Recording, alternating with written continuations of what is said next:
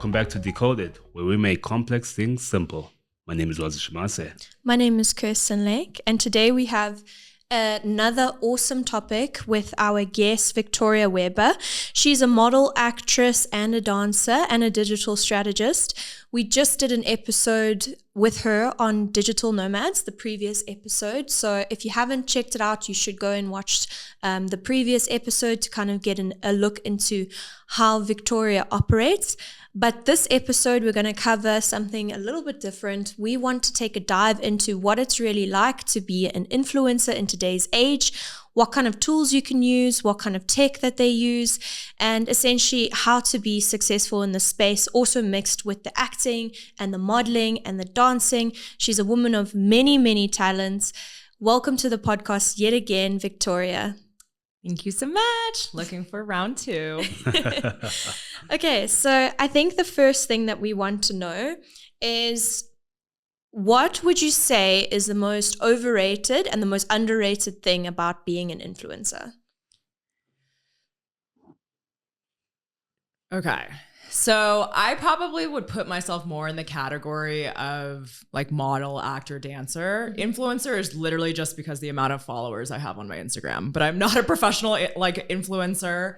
And typically when my PR team is, we are collaborating or pitching for brand collaborations, we do say that. But I think right now, overrated is doing a lot of free collaborations. So I think in terms of my influencer work, I haven't quite gotten to the phase of that aspect of my career where a lot of brands are doing outbound pitches to me and my team and offering to pay. So I'm getting a lot of like good campaign shoots from my modeling portfolio, free things, cool sunglasses, like the branded product, free workout sessions.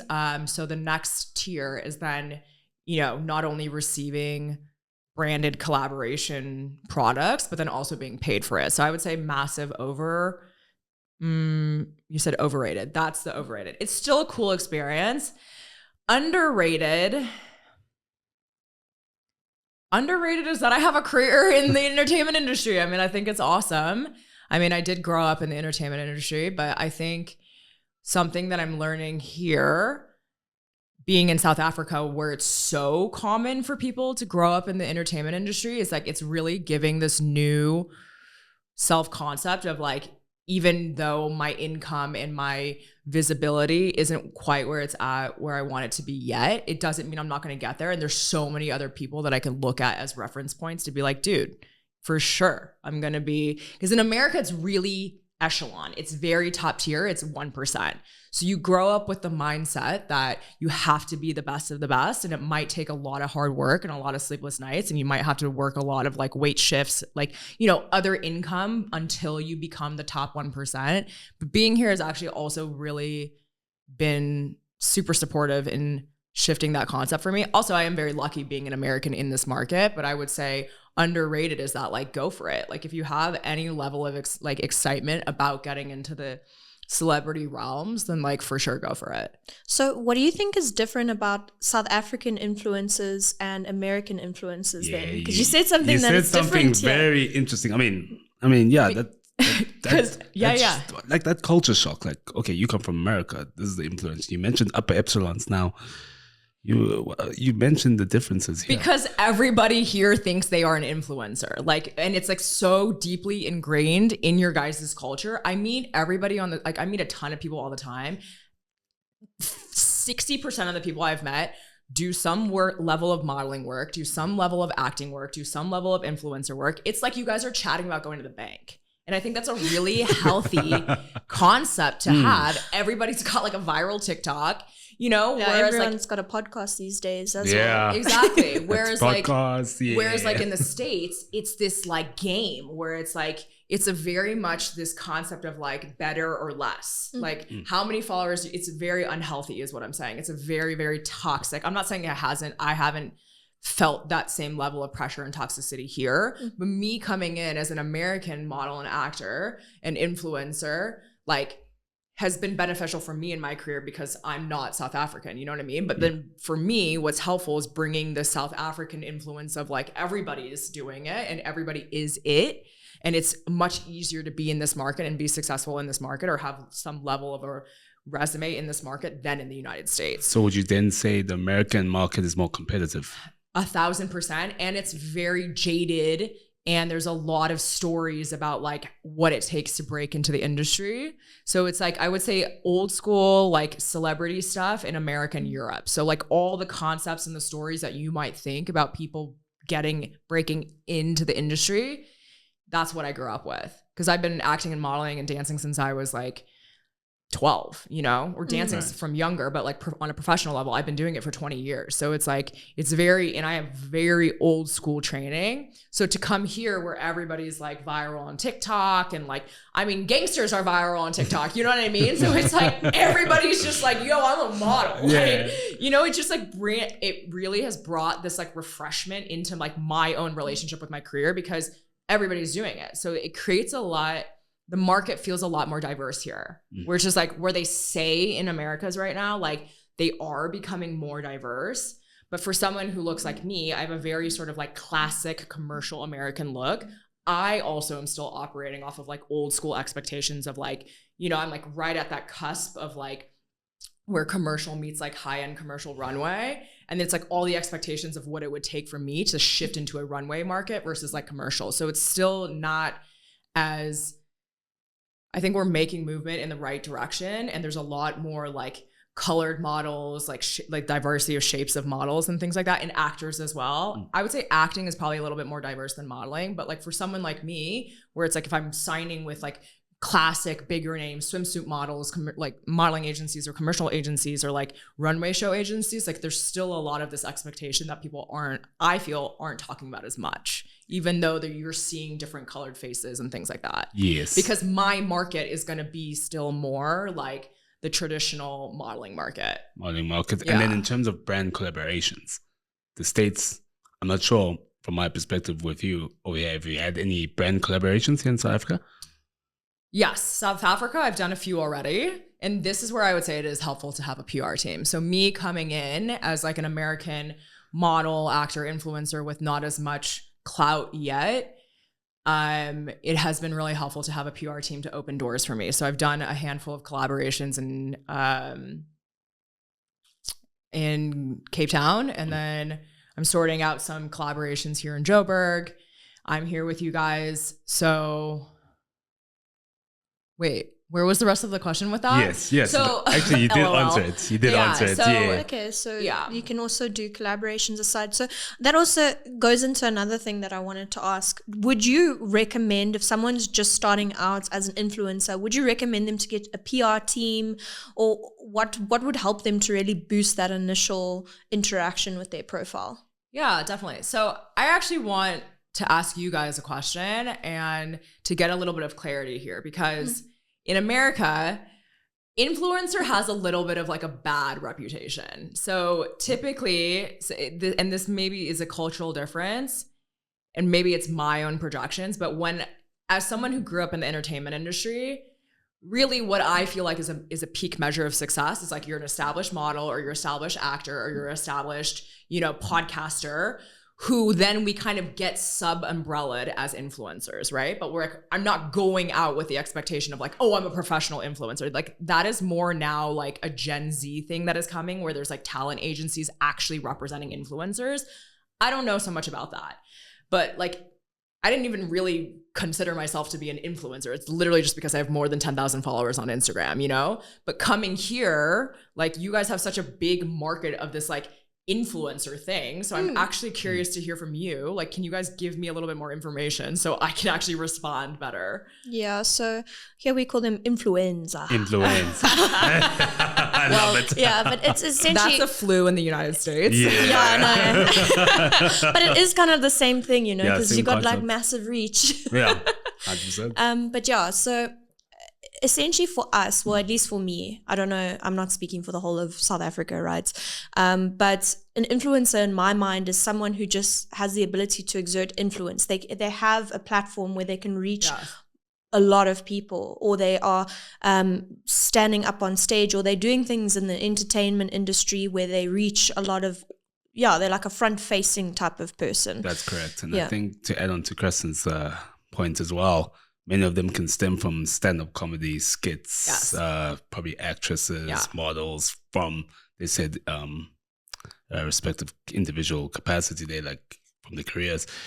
So it's quite broad. We can't really speak for that. So I don't know, in my mind, actors, models, dancers, singers, for me, they're all influential because they usually do have a large audience or a large people that they can influence. Yes. However, I know that maybe possibly in the United States, it's got like a different connotation. But here, I think because you more in Cape Town, right? Yes. So in Cape Town, if you meet... Hopefully soon Joburg, so yes. you'll see me around. Yes. Love it. But in Cape Town, you'll meet every second person and they would rather say they're an influencer because it's, it's a lot to get into exactly what you do to be an influencer. It's just like a quick term for us, I suppose. Okay. Yeah. So I think this is the differentiation that I was picking up, and that I think I just wanted more clarity. If you say you are an influencer in America, unless you're a very, very famous influencer, who most of the time now are all also models, actors, singers, or sportsmen like Logan Paul, athletes, podcasters, I wouldn't say for anybody that I know in the industry leads with the fact that they're an influencer. So that's actually something where, because of the connotation of like it's when negative. Social media became this big thing, and then then people started realizing they could monetize content. And then this in the last 4 or 5 years with COVID and all this stuff in TikTok and whatever, then everybody became an influencer. Now there's this really bad reputation of when you go somewhere to a cute cafe and everyone's got their phones out and it's oh my God. And then as someone who grew up in LA and New York City, it's I'm please, relax. You know what I mean? Regardless if I have the level of digital clout as them, it's a little bit of this connotation of I don't want to say new money versus old money, but it's people who lead with the fact that they're an influencer, in my opinion, are kind of okay, please sit down, learn an actual skill or have an actual angle or brand. So you're also not selling yourself short, because it can be a little bit of this pop culture fetish. Whereas I said in the beginning, it's most people who kind of have an active brand already, or a thing that they're doing, podcasting, acting, modeling, athlete, then all of us kind of then sub wheelhouse, and we wind up in the influencer space and being called media personalities. But that's because we just got viral or visible, whereas it's better here to say you're an influencer. So, now moving forward, I will tell everybody that I'm an American influencer. Follow me at Vic L. Weber on all socials. No, but my TikTok is at Porcano. See, there we go. That's got very influencer vibes. Influencer. And do you think, I would say this, Victoria, would you think is it because people want to become famous? Do you have that type of mentality there in America? Oh, for sure. Are you kidding me? We started this whole thing. Media is completely rooted in LA and New York City. Everybody, and then with this whole viral trend of content, everybody wants to be an influencer or big on social media. And now anybody with over 5K becomes a micro influencer. Anybody with over 10K is also a micro influencer/influencer. And then I'm just wait, what does that even mean? It's just because I have a bunch of followers on Instagram. So also I want to almost dive in. So back to the original point, right? So if you're a person just starting out and you kind of want to go into this industry, you want to digital create, right? Yeah. So what would be your best advice for finding your niche brand? Because you talked about you need to know what your brand is. And I've seen that there's a lot of people that create content, but it's just all over the place. Sure. One video is dancing, then the other one is talking inspirational. Or so how did skits, you find your brand? Yeah. So this is a really interesting conversation, because I also have a dual brand, or multiple heads under my umbrella. And I get a lot of advice from people in the PR world and the business coaching world who are telling me to niche my content. And truthfully, I don't really agree with that, because I'm a very multi-hyphenate personality. So if you're wanting to really understand me as a media personality or as an influencer, so you guys say, I really want you to know and be inspired by all aspects of my life, because I'm a really unique variety in the industry because of everything that I do. So I don't only put out content for business coaching when I'm attracting clients into my business coaching field, and I don't only talk about, acting and or modeling or dancing, because I'm a multi-hyphenate artist. So I make art on, virtually and let people watch me make art. Or then sometimes if I feel like doing a dance, then I'll show people my dance. Or if I feel like talking about the casting procedures and how to get scouted, or, dealing with agencies for modeling or acting, I'll do that. Or I'll sample a portion of like my audition that could be public, so that people can start to get information from me about how to enter the media world.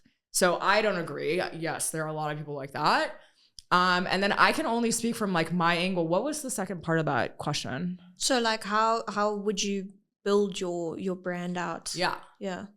So I would say, speaking in my experience, I would get clear on which format you want to be on. Mm-hmm. So I love Instagram. Instagram came out when I was in uni, and like it's just been like my pocket bestie since. Facebook's dead, so LOL.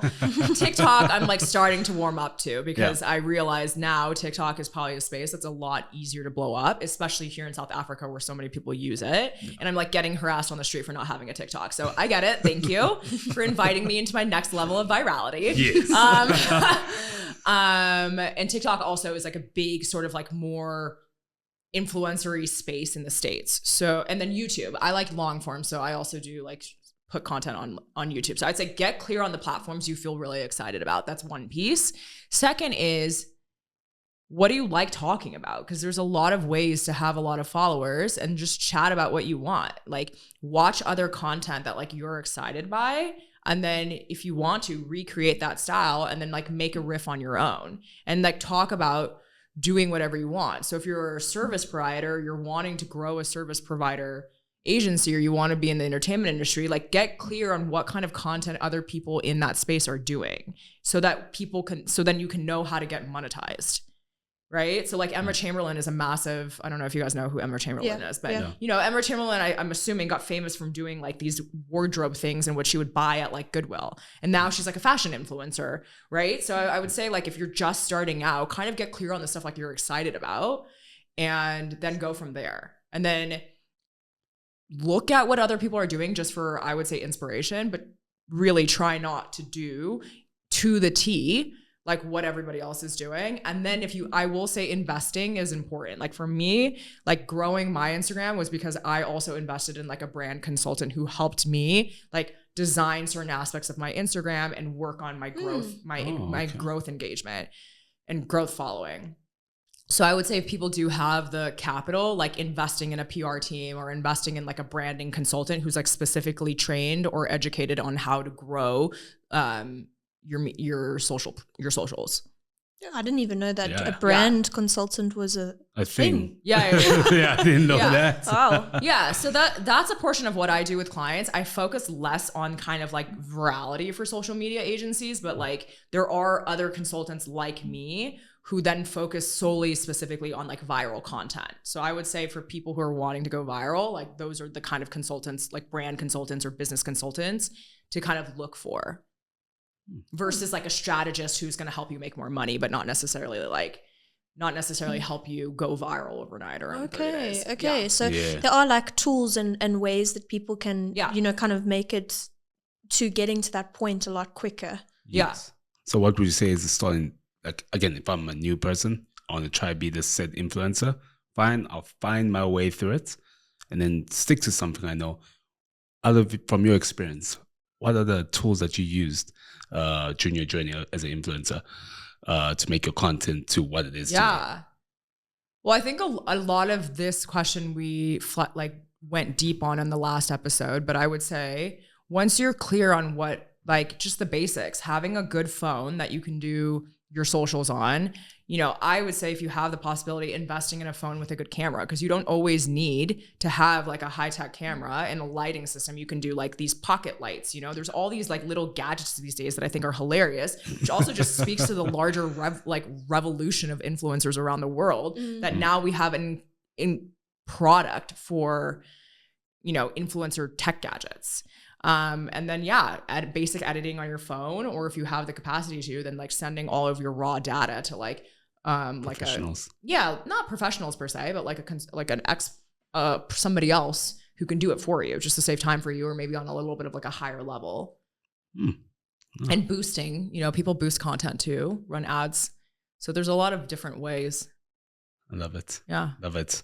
Now, Victoria, again, thank you very much for your Absolutely, insights. my And pleasure. I hope your message actually spreads across South Africa since you're over here. Thank you very much. You're welcome. And we'll have to check everyone in the next episode. Yeah, so you heard it here first. The brand things that you need to do if you want to start out. There's quite a few tips there. So we will definitely also post kind of like a summary of what you can do. But yeah, thank you so much, Victoria, for joining us. My pleasure. And my name is Kirsten Lake. My name is Roger Shamase, and you just got decoded.